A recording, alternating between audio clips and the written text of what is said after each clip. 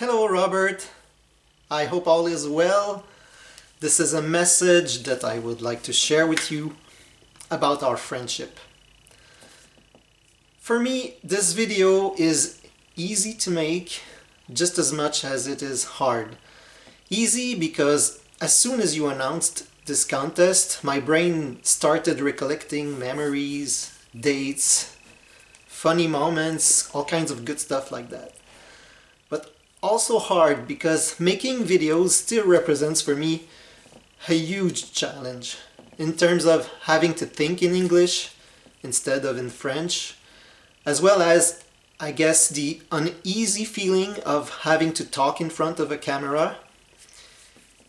You played a critical role in me overcoming this apprehension and making my first video a little more than a year ago. More on that later. Being friends with you has been fun, entertaining, very uplifting, and it changed my views in more than one way. More on that later also. So, Robert, where do we begin? I started watching YouTube videos by people like LJ, The Vinyl Vault, Mr. Hall of Fame, and you, among many other great people, in around 2015, maybe even before that. At the time, I did not have a YouTube account, and I was not even considering the possibility of leaving comments and interacting. For some reason, I was basically a YouTube lurker.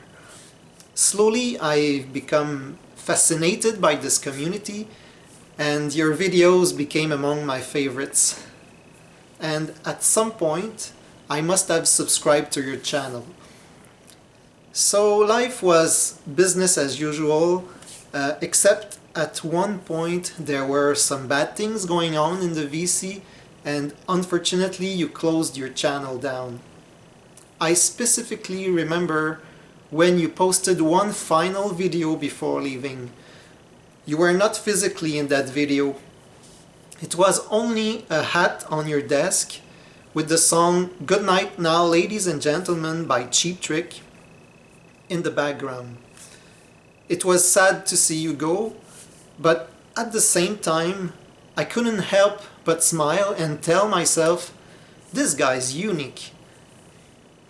My memories are not crystal clear about the exact timing of events, but after that, if I remember well, you were gone for a while and I had to move on without any new video postings from you. Then one day I see a new video from you popping up and it put a big smile on my face. I instinctively went to the comment section to tell you how happy I was that you came back, and of course you answered very nicely.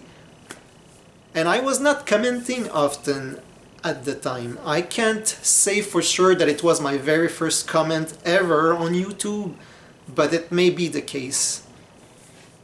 Eventually you kindly accepted me as a Facebook friend when I reasserted my support for you. I knew I did not want to lose touch. Our first back-to-back comments that I have on records date back to April 2018, although I'm pretty sure that we communicated before that. I would say that we've been talking for a good 2 years. You subscribed to my YouTube channel on May 9, 2018, even though it was completely empty, and I thank you for that.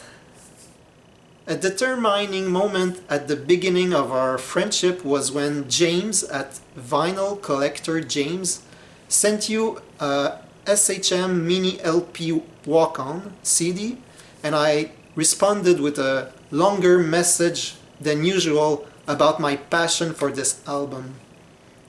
But the biggest turning point was in June 15, 2018, when I offered to participate in the lottery. Especially since I witnessed the lottery fail previously, I was animated with the desire to make this one work. So I overcame my fear and offered to act as a volunteer and as a participant. You welcomed me with open arms, and encouraged me by saying that my video would be fabulous and nice words like that, and that gave me confidence. I was like, what did I just do? I will actually create a YouTube video? I'm sure I'm forgetting things and the timeline is a little bit blurry, but that sums up the beginning of our friendship. So the lottery was a fantastic experience for me. I can only talk about my own experience, but I'm sure every one of your friends feels the same. Just as you treat your collection with great care and attention, you do the same with your friends. You make us feel special and important. Just like a valued record has its special place on your shelf, we feel like we have a special place in your heart. You take friendship very seriously, in a good way. You don't hide behind a wall of virtual reality, and you value loyalty. In this world full of greed and jealousy, it means a lot. I can only hope I can give you back a fraction of what you do as a friend.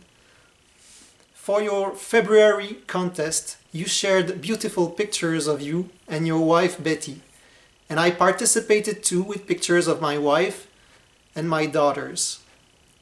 I had the great privilege to win this contest, and so you kindly contacted me to personalize a gift. You sent me this super awesome Blue Spec CD2 of the first Boston album. You treated me with a lot of class, and it was very generous of you.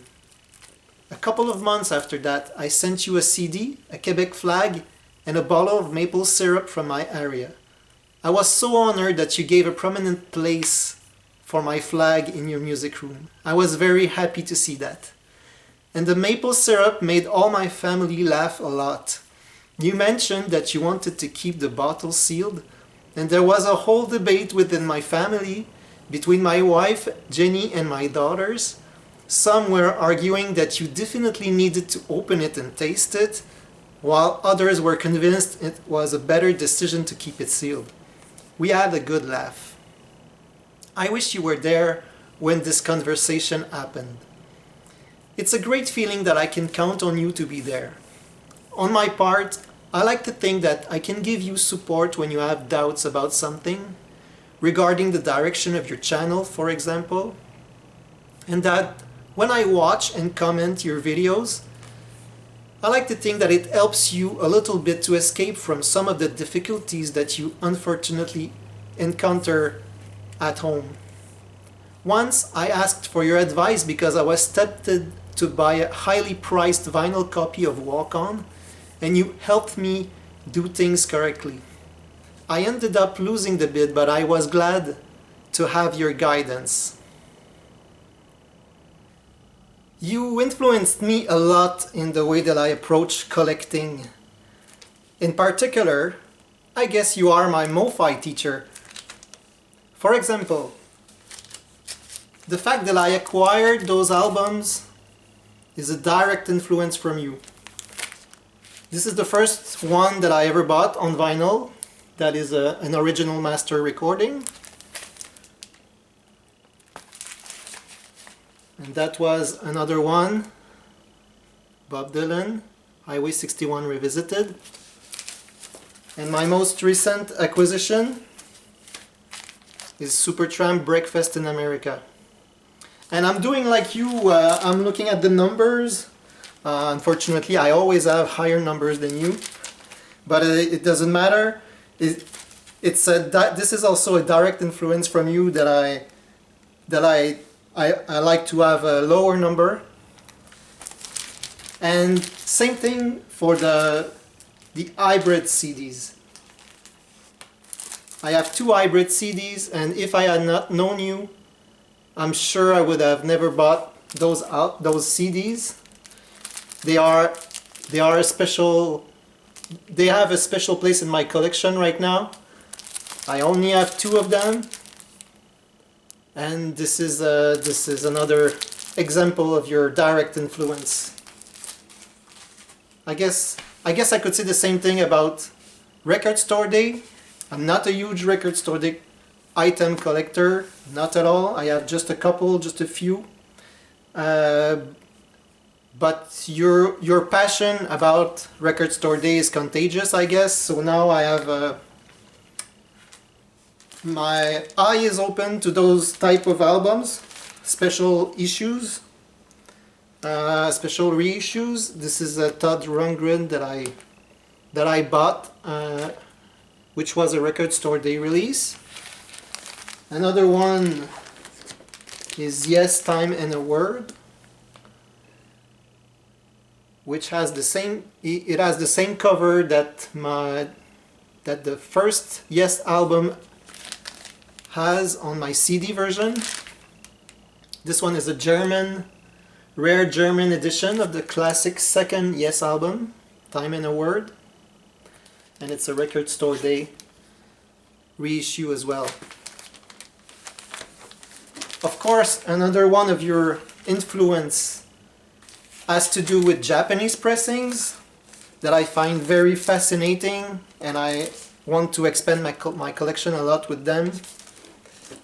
A couple of examples. Here is Triumph, and the title of this album is Progressions of Power. And this is Yes, Big Generator. I like this album a lot. And I was very happy to find it on Japanese pressing, sorry. And so, yeah, you influenced me a lot on these aspects.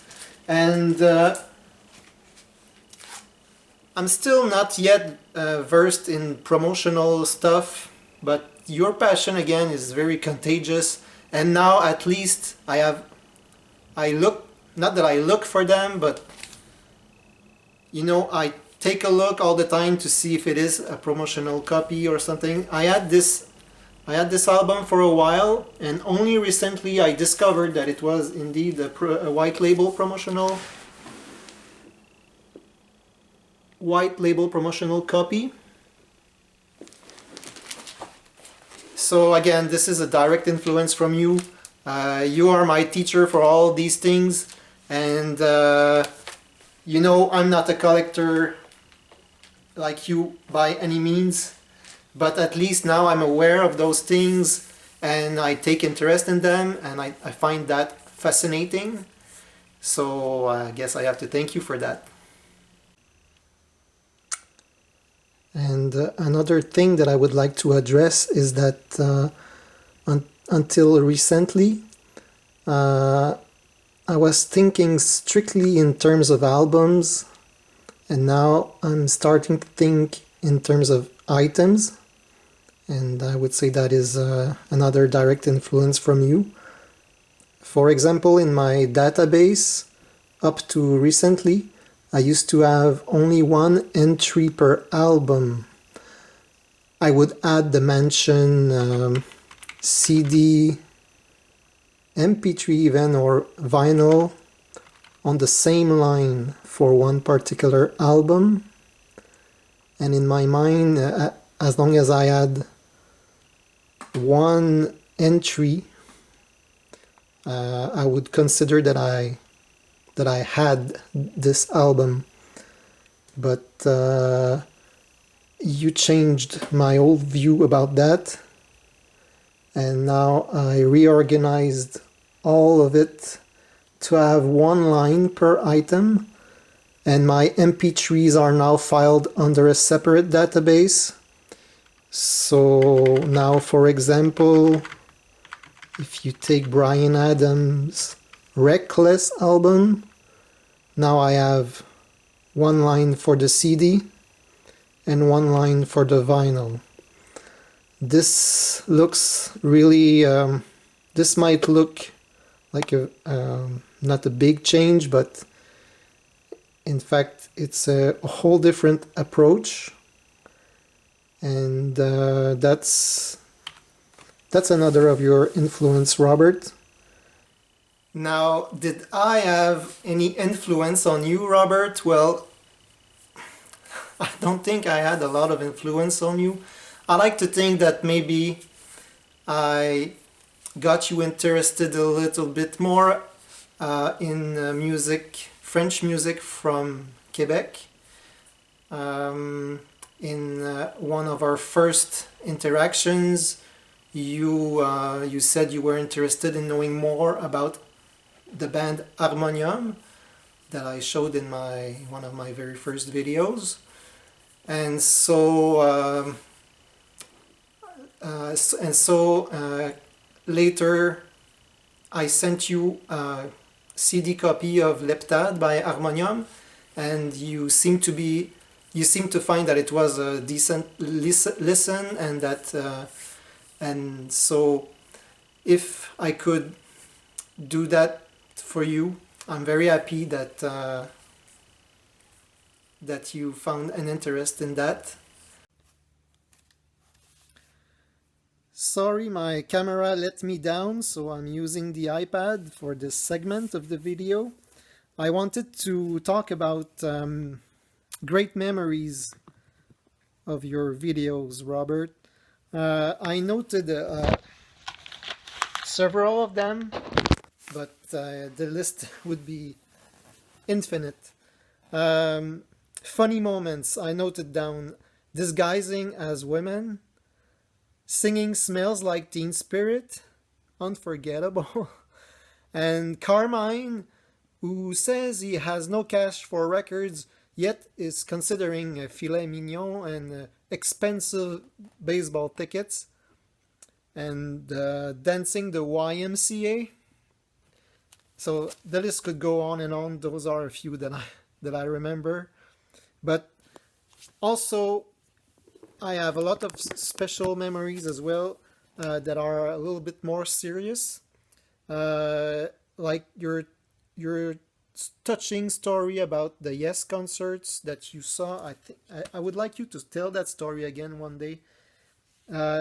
You were, I think, if I remember well, you attended a Yes concert in the 70s, in a period of your life where like you were not like at the top of your game or something like that. You were not like the best person you thought you could be, I think.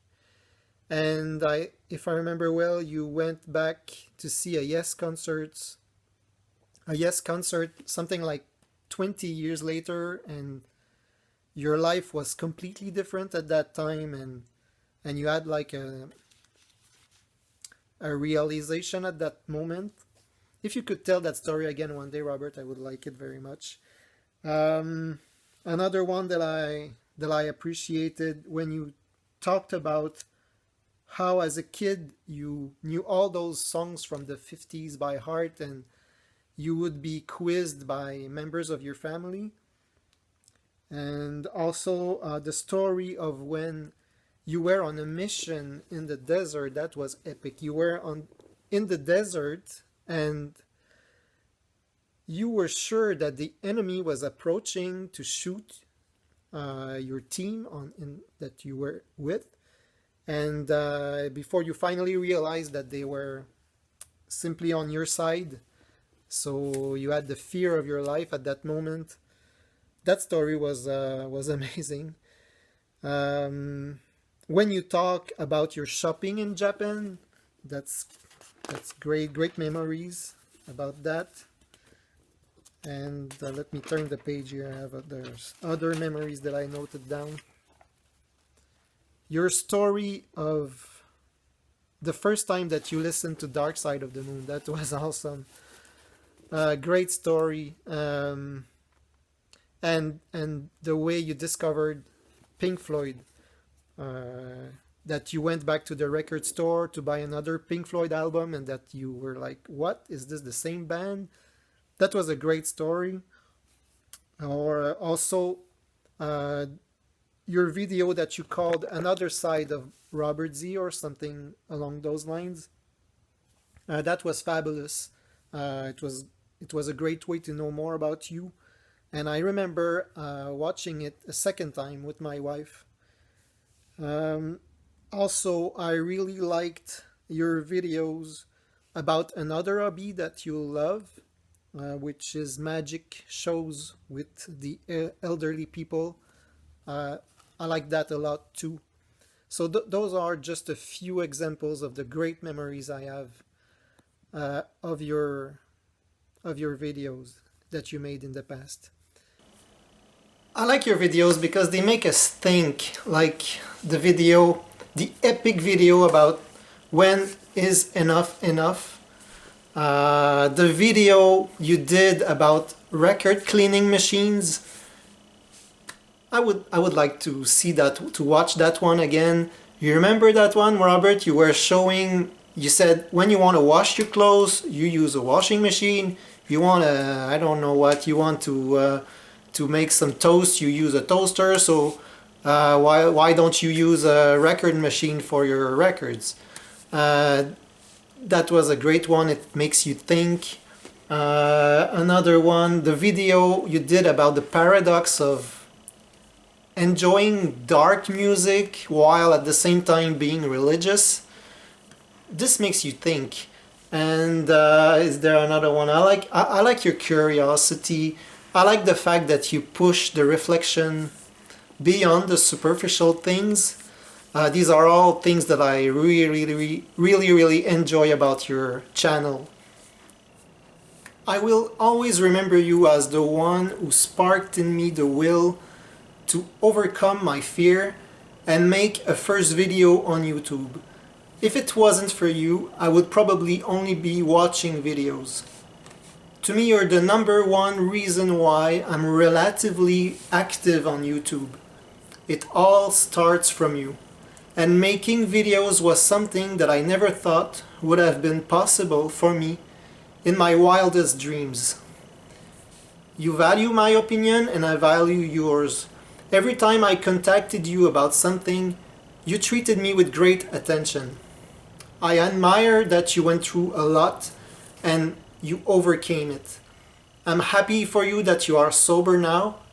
I admire that you served your country the way you did. And I'm happy for you that you took your life in hands after a tumultuous youth. And I admire your courage dealing with your son's disease. Thank you for this opportunity. I'll talk to you soon.